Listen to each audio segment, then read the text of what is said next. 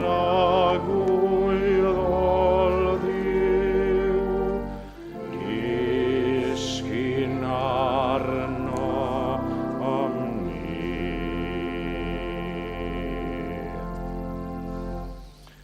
Bore da i chi gyd a chroeso i'r oedfa fyrreol. Mae'n hyfryd i weld chi yn aelodau yn gyfeillion ac yn ymwelwyr. It's lovely to see you all and welcome you here this morning to our morning service, members, friends and visitors. Lovely to see you all, and hopefully we'll all receive a blessing of being together and worshipping this morning. And we start with our opening hymn, 211, 211, Drigarog arglwydd da, drwy'n gyrfa i gyd, yr un wyt ti'n parhau, byai'r byd. Dyddoniau ddydd i ddydd, ddaw i ni'n rhydd ar had, mor dyner atom ni, wyt ti ein tad. 211.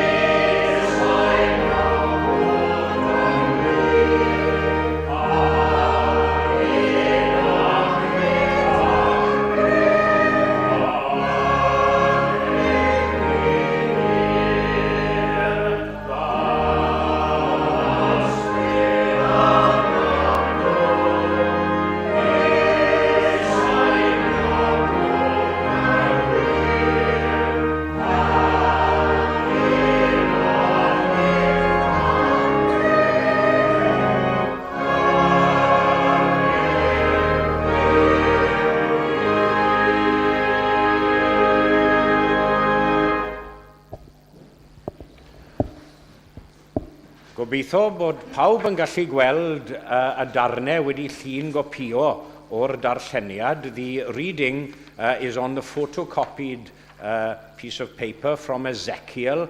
If you can all, hopefully you can all follow the reading there on the photocopied piece. Ezekiel chapter 34.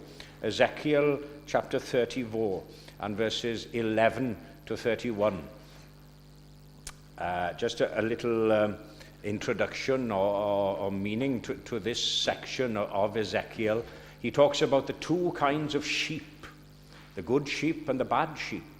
And the bad sheep are the scribes and the Pharisees who have made their religion into just an outward ceremony, as it were. And we'll be looking at that element during the sermon. Felly Ezekiel, pennod 34. Fel hyn y dywed yr arglwydd Dduw, Bydda fi fy hunan yn chwilio am fy mhraidd ac yn gofalu amdanynt, fel y mae bugail yn gofalu am ei braidd gwasgaredig pan fydd yn ei misg, felly y bydda finnau'n gofalu am fy mhraidd. Bydda fy'n ei gwaredu o'r holl fannau lle gwasgarwyd hwy ar ddydd cymylau a thywyllwch. Dygaf hwy allan o fisg y bobloedd a'i casglu o'r gwledydd a dod â hwy i'w gwlad ei hunain. Bu geiliaf hwy ar fynyddoedd Israel, ger y nentydd ac yn holl fannau cyfannedd y wlad. Gofalaf amdanynt mewn porfa dda, a bydd uchel fannau mynyddoedd Israel yn dir pori iddynt. Yno byddant yn gorwedd ar dir pori da ac yn ymborthu ar borfa fras ar fynyddoedd Israel. Bydda fi fy hun yn bugeilio fy nefaid ac yn gwneud iddynt orwedd, medd yr arglwydd Dduw. Bydda fy'n ceisio'r ddafad golledig ac yn dychwelyd y wasgaredig. Bydda fy'n rwymo'r ddolurus ac yn cryfhau'r wan. Ond bydda fy'n difar fras ar gref. Bydda fy'n ei bugeilio a chyfiawnder. Amdano chwi fy mhraidd fel hyn y dywed yr arglwydd Dduw. Wele, bydda fi'n barnu rhwng y naill ddafad a'r llall, a rhwng yr hyrddod a'r buchod. Onid yw'n ddigon i chwi bori ar borfa dda heb i chwi sathru gweddill eich porfa a'ch traed, ac yfed dŵr clir heb i chwi feiddi'r gweddill a'ch traed? A yw'n rhaid i'n praidd fwyta'r hyn y sathrwyd gennych, ac yfed yr hyn y feiddwyd a'ch traed? Bydda fy'n gosod arnynt un bugail, fy ngwas Dafydd, a bydd ef yn gofalu amdanynt. Ef fydd yn gofalu amdanynt ac ef fydd ei bugail. Mae fi yr arglwydd fydd ei Duw am gwas Dafydd fydd yn dywysog yn ei misg. Mae fi yr arglwydd a lefarodd. Gwnaf gyfamod heddwch a hwy, a pheri i fwyst filod gwylltion ddarfod o'r wlad. Yna byddant yn byw yn yr anialwch ac yn cysgu yn y coedwigoedd mewn diogelwch. Gwnaf hwy ar mannau o amgylch fy mynyddoedd yn fendith. Anfonof i lawr y cywodydd yn ei pryd, a byddant yn gywodydd bendith. Bydd coed y maes yn rhoi ei ffrwyth, ar tir ei gnydau, a bydd y bobl yn ddiogel yn ei gwlad. Byddant yn gwybod mai my fi yw'r arglwydd, pan fyddaf yn torri barau a'i hau ac yn ei gwaredu o ddwylo'r hau sy'n ei caethiwo. Ni fyddant mwyach yn ysglyfaeth i'r cenhedloedd, ac ni fydd anifeiliaid gwylltion yn ei difa. Byddant yn byw'n ddiogel heb neb i'w dychryn.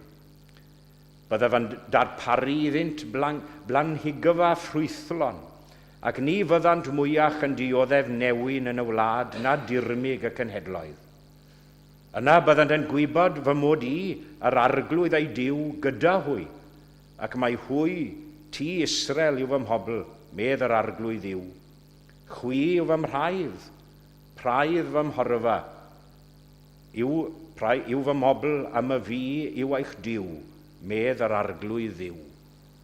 Chwanegau Duw i fendith at y darllen a'r gwrando hefyd o iair. Felly fe ganwn ni gyda'n gilydd unwaith eto 744, 744. Fel yr hed llifogydd mawrion, fel y chwith yr awel gref, felly bydded focheneidiau yn dyrchafu tua'r nef. Gwn fy niw, na elli atal, gwn na elli roi na cad, o un fendith i synefoedd, ac sydd imi eriachad. 744.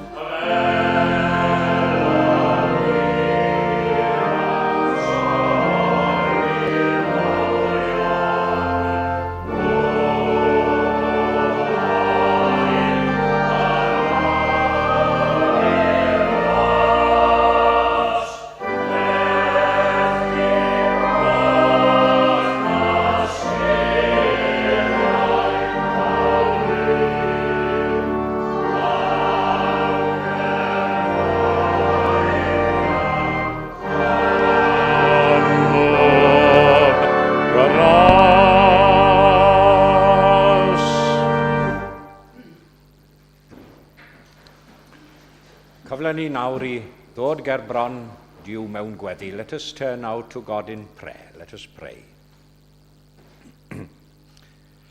Duw a thad ein harglwydd Iesu, mawr yw ein braint ni unwaith eto y bore yma. A mae'n bod yn cael dy gyfarch di fel ein tad nefol ac fel ein brawd a'n cyfaill ni. A caniatau ni nawr I ddod ger dy fron di mewn ysbryd a gwirionedd. Ac I ni'n gweddio ar I ti anfon yr ysbryd hwnnw i'n cyffwrdd â ni nawr bob yr un ohonom ni, I gyffwrdd a'n bywydau ni. Yr ysbryd hwnnw a ddewais di ni, yn a thrwy dy fab Iesu Grist. Yr ysbryd sy'n ein galluogi ni I thaddoli di fel y dylem. Dy ysbryd sanctaidd sydd yn cywiro ein camre ni, yn unioni ein meddyliau crwydredig ac yn puro ein calonau ni gyd. We pray now for your blessing on our service this morning. Bless us as a congregation of your people gathered here today. Each and every one of us coming with our particular needs and longings.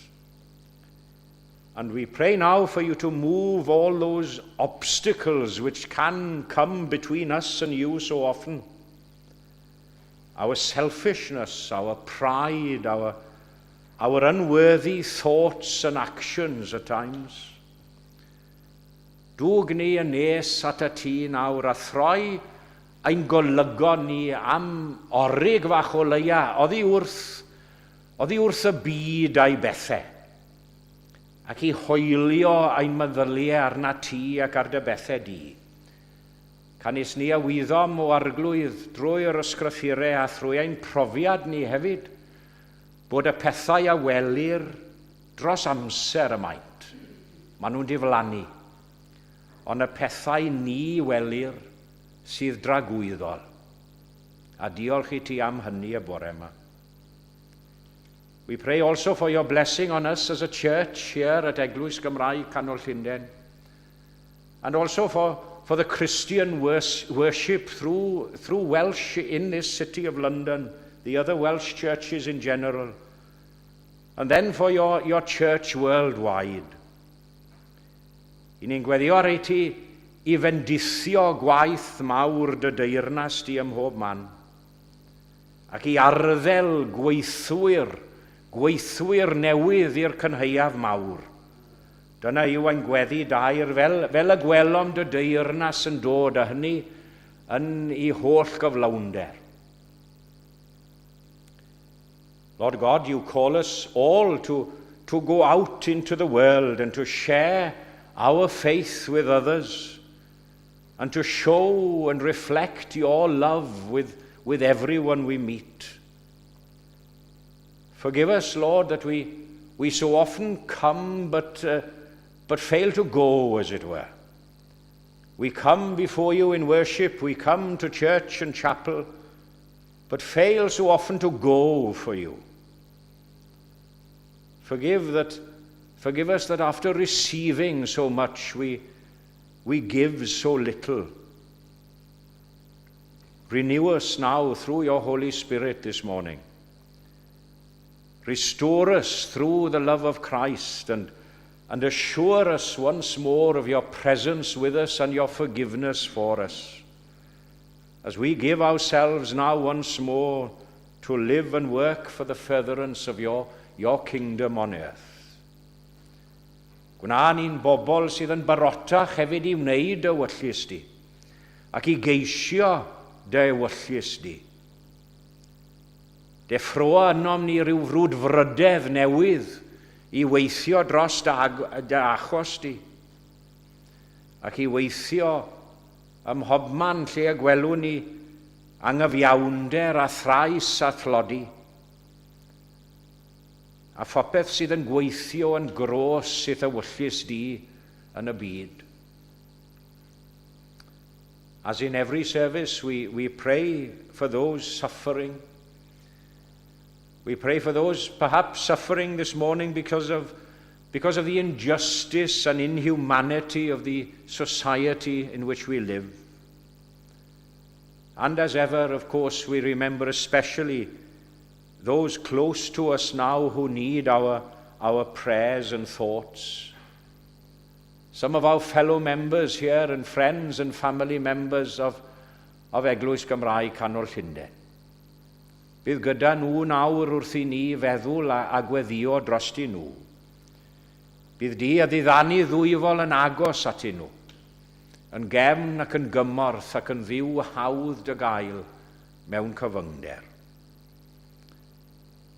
Gwrando ar ein gweddiau nawr o arglwydd a'r rhagora ar ein deisafiadau ni, oherwydd ein bod yn selio'r cyfan nid yn ein henw nac yn ein heiddiant ni ein hunain, ond yn haeddiannau'r addfwyn oen ei hunan. Dy fab anhiachawdwr, Iesu Grist. Amen.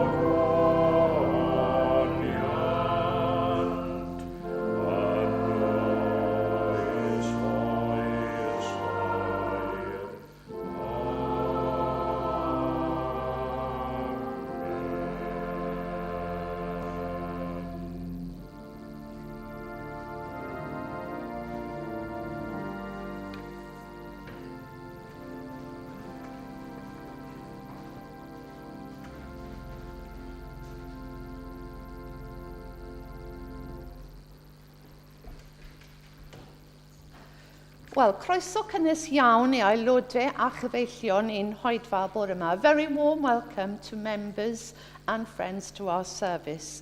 A diolch yn fawr i'n gweinidog am ei arweiniad, a ni'n edrych mlaen i wrando ar ei gynadwri. And we also appreciate Paul's contribution on the organ. Diolch yn fawr, Paul. Bydd dosbarth Beiblydd am hanner awr 4 ac oedfa gymyn hwyrol am 6:00. Next Sunday, Rob will be in the pulpit to lead the morning service at 11. At 3:00, there will be a joint Welsh Chapel St. David's Day service in Clapham Chapel, organised by Eglwys, and the guest minister will be the Reverend Evan Morgan, Canton, Caerdydd. Fel y soniodd Rob, gobeithio bydd nifer ohonon ni'n gallu cefnogi'r ymdrech i ddod at ein gilydd. So there'll be no evening service here next Sunday. Fel arfer a ddydd Mercher am hanner dydd, bydd oedfa fer anffurfiol yn y neuadd islaw gyda the a chyfle am sgwrs i ddilyn. Byddwn ni'n cynnal ein hoedfa gwyl dewi yma am 11 ar Fawrth y 6. A bydd cino syml o gael cennin a bara chaws i ddilyn yn y neuadd islaw. A ni'n falch i weid bydd Côr Llundain yn cyfrannu i'r oedfa. A mae croeso cynnes i bawb. So that's on March the 6th at 11 o'clock. We will have our own St. David's service with a traditional lunch of cawl, bread and cheese, and an opportunity to socialise, to follow downstairs. And everyone is welcome. We would appreciate your assistance in preparing for that. So if you feel you could help to set up on Saturday afternoon, or by making cawl, baking some Welsh cakes or bara brith, or by helping to serve and clear up, please let Marian, Lynn or me know. A diolch yn fawr i'r rhai ohonoch sydd wedi cynnig help yn barod. A bydd cyfarfod nesaf Cymdeithas Pnawn Sadwn ar Fawrth y 5. Felly'r diwrnod cyn y cino am 2:00 gyda Rhisiad Arwyl yn cyflwyno taith gerddorol ar y gitar clasurol o Gymru, Sbaen ac i Patagonia. Cofiwch ddod lawr i cael te a sgwrs ar ôl yr oedfa. Do join us for tea or coffee and fellowship downstairs after the service. Ac yn nawr fe ddawn nhw amgylch i dderbyn eich rhoddion. And now we'll come round to receive your gifts. Diolch yn fawr.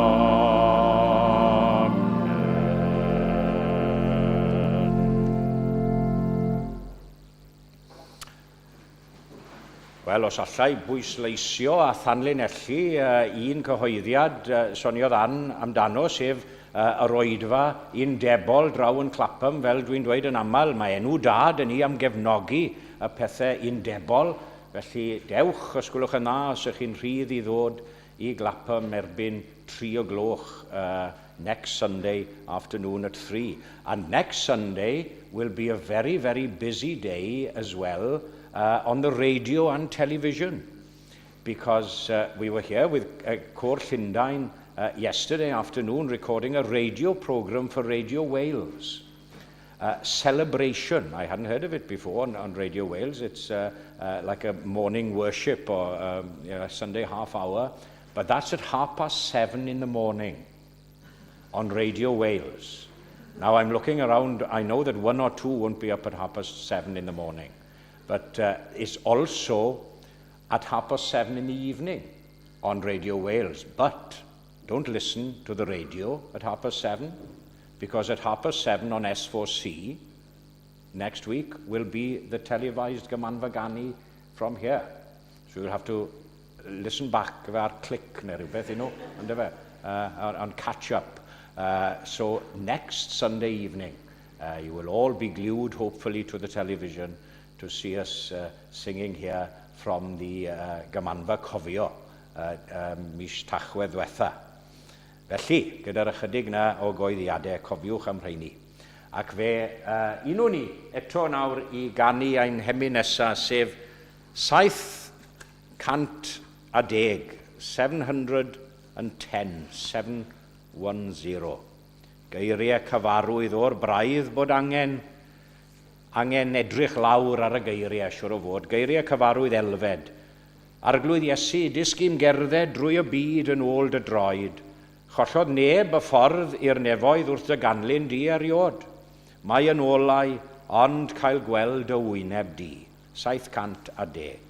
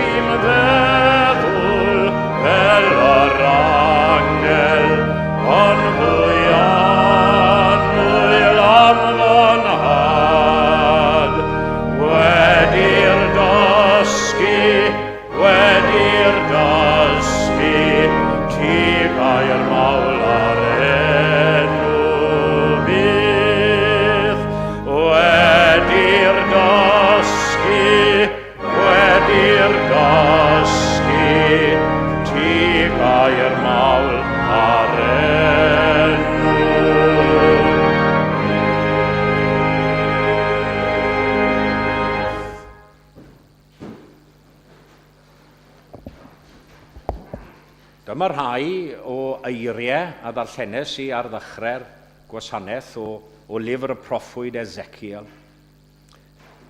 Gwnaf hwy ar mannau o amgylch fy mynyddoedd yn fendith, anfonaf I lawr cawodydd yn ei pryd, a byddant yn gawodydd bendith. I will make them and the places around about my hill a blessing, and I will send down the showers in their season, and they shall be showers of blessing.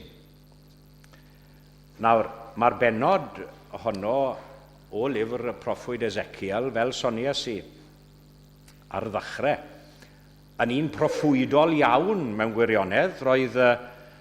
Roedd y proffwyd wedi bod yn sôn fel roedd y bugeilied yn lle gofalu am y defaid, Ond nhw'n edrych ar ôl I buddiannau nhw I hunain. Ond nhw'n edrych ar ôl I hunain.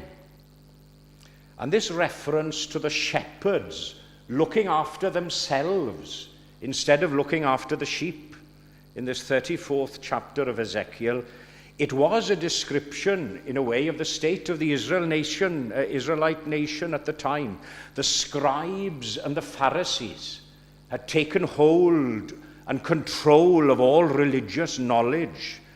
They'd created a kind of elite and an academic clique, as it were, as far as religious matters were concerned, and not letting anyone else into their inner sanctum, the other sheep. That was the whole thrust of the chapter, really. Roedden nhw wedi creu a adeiladu crefydd nhw o gwmpas yr aberthau a'r seremoniau yn y deml, yn tyfe? Oedd hwnna'n faich ar y bobl, yn faich ar war y bobl. Ond wedi iddo fe ddisgrifio'r cyflwr beichus yma, mae Ezekiel yn proffwydo rhyw amser gwell o lawer I ddod yn y dyfodol. Amser pan fydd pawb yn frodyr a chwiorydd i'w gilydd. Yn rhagfynegu Crist, wrth gwrs, fel y bugail da. Christ as the good shepherd. That was the prophetic message of Ezekiel. Y bugail da yn bugeilio I braidd, a phawb yn defaid I borfa. Yna clywir yn y nef, fawl I roi nag uchel lef. Aeth tairnasoedd mawr ei bri, oll yn eiddo i'n harglwydd ni. This, I believe, is the meaning of this text, that God would make Jerusalem and the places around about his hill a blessing. And you know, if we consider this in a more expansive and all-encompassing manner, it applies to the Church of Jesus Christ. That's what it means, really. The Church of Jesus Christ on earth, the church to which you and I belong as Christians. And I will make them and the places round about my hill, my church, a blessing. And I will send down showers in their season. They shall be showers of blessing. Dau beth i'ch sylw chi y bore yma sy'n cael ei crybwyll fan yma, dwi'n credu, a dau ben yn unig felly i'r bregaeth y bore yma. Yn gyntaf, bod eglwys Iesu Grist ar y ddeiar I fod yn fendith I eraill, yn ogystal â ni, wrth gwrs sy'n rhan ohoni, ond I eraill trwy am ni.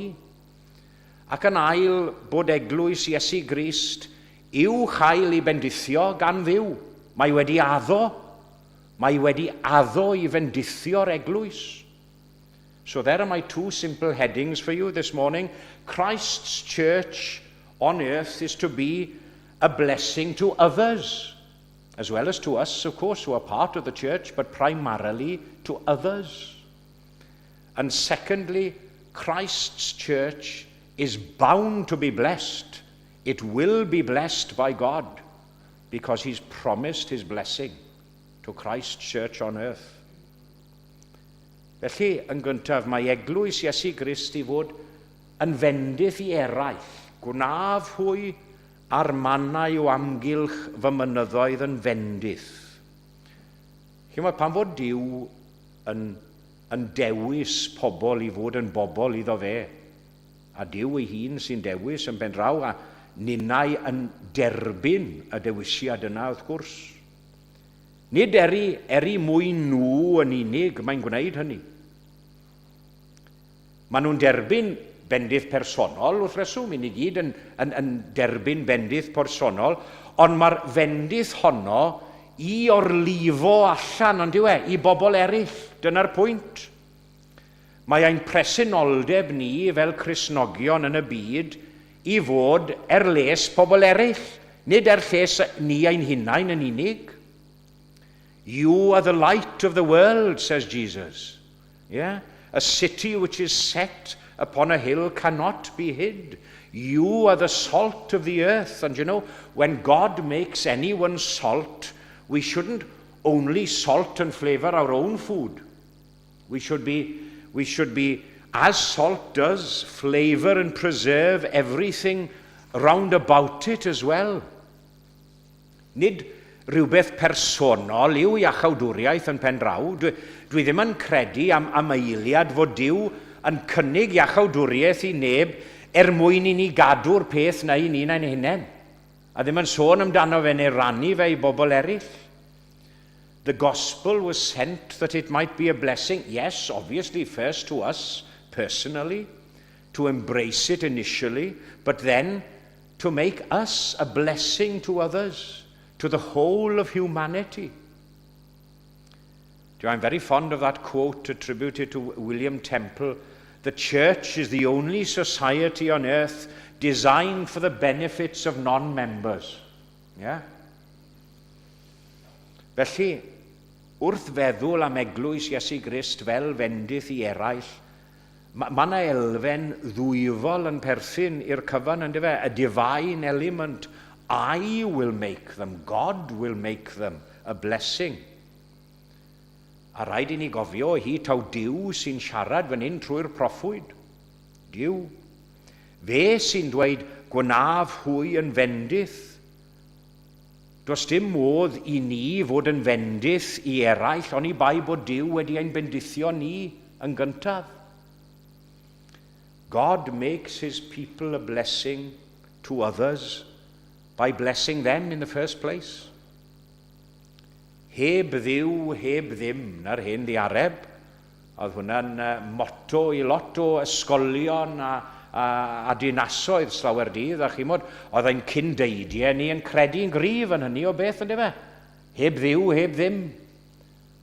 Oedden ni wedi colli elfen o'r ymddiriedeth na, oedd ein cyndeidiau mor gryf a mor gadarn amdano.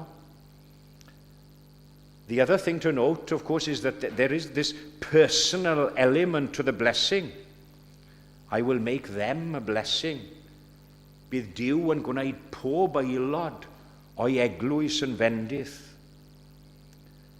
Chymod, mae llawer o bobl o'n clywed yn aml, bobl sy'n mynychu capel yn hoffi sôn am y pethau I ni'n gwneud fel eglwys. Wy'n ni'n neud hyn ac I ni'n neud y llall siarad dros yr eglwys.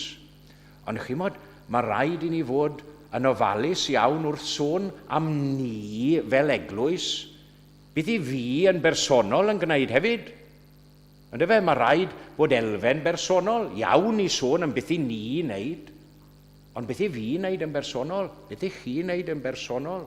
Rhaid I ni gyd berchnogi y dyletswydd yn fe, weithgaredd a chenhadaeth yr eglwys, mae rhaid I hynny fod yn nwylo ni gyd. And before moving on to my second point, there is, as I say, this missionary element connected with these words. I will make them a blessing, yes, but what is it? It goes on to say, and the places around about my hill. Yeah, that's a missionary element. No man is an island, medda'r Saes, y dywediad na'n Saesneg. Ac os yw'n crefydd ni yn fyw ac yn grefydd go iawn, mae rhaid iddo fe ddatblygu bobl eraill o'n cwmpas ni hefyd. Do you know, one thing that does trouble me, and I've mentioned this often in sermons, the very fact, because of our geographical position here as a church, right in the centre of London. And yes, there are one or two members, there were 1 or 2 this morning, who have been able to walk to chapel. There are 1 or 2 who live within walking distance, but the vast majority of us as members live miles and miles and miles away from the geographical place of this church. So how much of a service and blessing are we to the immediate neighbourhood and community around about us? Yes, we do great work with St. Mungo's, and that really is our community about us. But I think about that often, something for us to think about as well. Chymod, mae'n wahanol pan I chi mewn pentre, neu neu dreg at nôl yng Nghymru, i ni'n gwybod yn union pwy yw'n cymdogaeth a'n cymdeithas ni. Sy'n farwen ni at yr ail bwynt rwyf am rannu â chi heddi, sef bod Eglwys Iesu Grist i'w chael i bendithio gan Dduw. Mae Duw wedi addo i fendith i'r Eglwys, dim ond i ni chwilio a gweddio a gofyn amdano fe'n dair. Achos mae ail ran yr adnod yn darllen fel hyn, anfonaf i lawr cawodydd yn ei pryd, a byddant yn gawodydd bendith. Now, showers are very, very necessary. I know we complain about them sometimes, don't we, that we have too many. And then we complain that we don't have enough when it's dry. Yeah, ond ni'n ffili byw hebddyn nhw. We can't live without them. Ac yn yr un modd mae'r cawodydd yma o Dduw yn angen reidiol ar ein cyfer ni ac ar gyfer i eglwys sef hefyd ar y ddeiar. As well as being essential and needed blessing, it's also a very generous and plenteous blessing. I will send them showers. It doesn't say I'll send them drops or a few little specks of rain, but showers. It never rains, but it pours, medden nhw. Perhaps apt for these last few days. A dyna'n aml a gewn ni gyda bendithion Duw hefyd. Pan fo angen ychydig o ras i wynebu, i wynebu'r dydd, ychydig i ni'n cael. Yn ôl y galw. Pan fo angen lot, mae'n barod ac yn awyddus i ddarparu lot ar ein cyfer ni hefyd. And it's also a seasonable blessing. I will send down showers in their season. A chimod, does dim byd yn debyg i gael eich bendithio yn ôl y tymor neu'r amser. Chimod, mae ffrwythau a llysiau, os ydyn nhw'n cael eu tyfu yn naturiol, diar mi, maen nhw'n flasus yn eu tymor, yndyn nhw. Ond ni di anghofio pa mor flasus yw tomato, pan ych chi'n gael yn ei iawn bryd a wedi tyfu gatre. Ie. Chi di bod mewn sefyllfa hefyd pan fo angen gras a mynedd yn y fan ar lle. Ie. Mae eisiau fe'n syth yn y fan ar lle i ymatal ni rhag ymateb falle yn fyrbwyll a colli'n tymer ni. Ie, cawodydd yn ei pryd. Maen nhw'n rai pwysig iawn. And before concluding today, it's also a very varied blessing. They shall be showers in the plural. It's not one shower. They shall be showers of blessing. Bydd Duw yn anfon pob math o fendithion amrywiol. Pan ych chi'n meddwl amdano fe, ynddo fe pan ddaw'r glaw, yr un math o law yw i mewn gwirionedd, walle mae'n gryfach ambell i ddwrnod, mae'n ysgafn ambell i ddwrnod, mae'n para'n hirach ambell i ddwrnod, ond yr un yw'r glaw yn y bôn. It's exactly the same rain. It might be heavy, light, it might last for longer some days, but it's exactly the same rain. Ond, nid yr un peth yw bendithion Duw.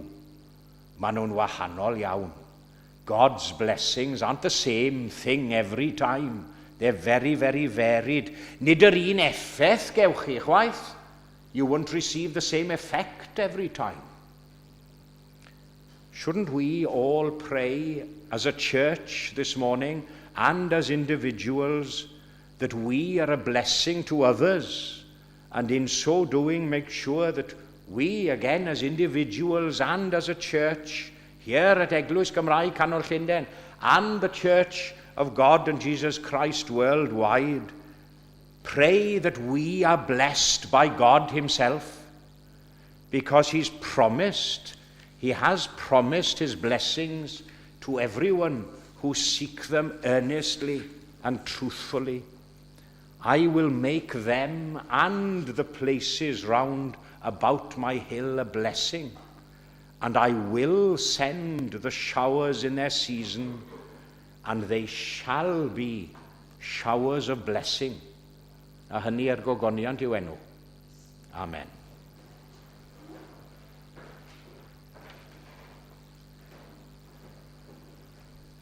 Ac fe unwn ni, felly, ganu ein hemyn ola, 598, 598, ysbryd y gorfoledd, tyred tir di'n calon ni, fe ddaw can i'n henaid wrth adnabod i, cyfaredda'n hysbryd a llawenydd byw, nes i'n lwyr feddiannu cyfoeth mawr ein diw, geiriau addas Rhys Nicholas, ysbryd cariad dwyfol, o meddianna ni, diogel fydd ein henaid yn dy byrdeb di, gad i'n deimlo beunydd rinwedd dy berswad, adfer yn ein henaid ddelw hardd y tad. 598.